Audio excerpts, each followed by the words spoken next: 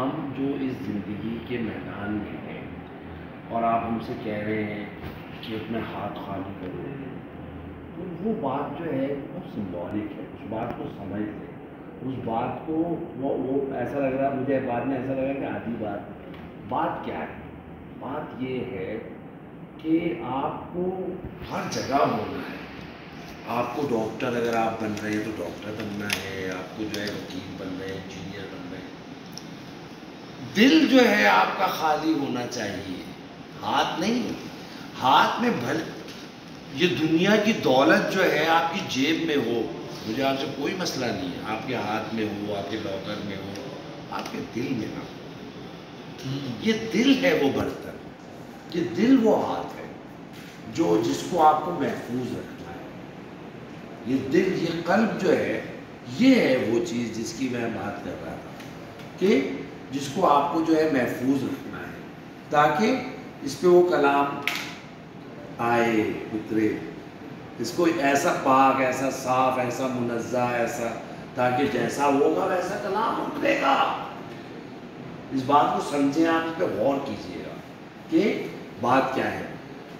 ایک صاحب، بہت مزے کی بات ہے، بہت لطیفے جیسی بات ہے لیکن بہت ہی اس میں نکتہ ہے.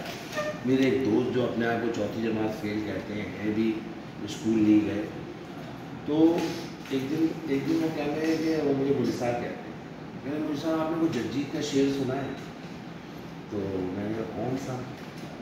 تو کہنے جگجیت کا ایک شعر ہے کہ بیٹھتا ہے ہمیشہ رندوں میں، کہیں زاہد ولی نہ ہو جائے. وہ مجھے شعر سنا ہے، بڑے لکھے آدمی لیکن آپ کے بارے بہت اچھے ہوتا. تو میں نے کہا کیا سمجھا آپ نے اس شعر سے؟ تو اب وہ بیان کر رہے ہیں، اس کے تشریح کر رہے ہیں. کہتے ہیں کہ بیٹھتا ہے ہمیشہ رندوں میں، کہتا ہے گوشت کی دکان پہ جاتا ہے، گوشت لیتا ہے، گوبھی کی دکان پہ جاتا ہے، کپڑے لیتا ہے، وہ چیزیں جب بیٹھتا نہیں ہے، جو ان کے لفظ ہیں، بیٹھتا نہیں ہے. تو یعنی آپ زندگی کے معاملات میں آپ کے لیے کوئی حیثیت نہیں رکھتی یہ چیزیں.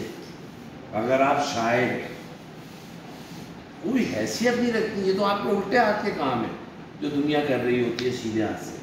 کیا بات ہے، آپ کے الٹے ہاتھ کے کام ہے. اگر آپ کا کہاں تو آپ کے لیے کوئی مسئلہ نہیں، آپ گزرتے چلے جائیں، مگر اپنے قلب کو، اپنے دل کو اس کے لیے جگہ دیں، اس کو ایسا بنائیں کہ جس میں وہ چیز آئے، وہ کلام آئے جس کی ہم نے یہاں بات کی.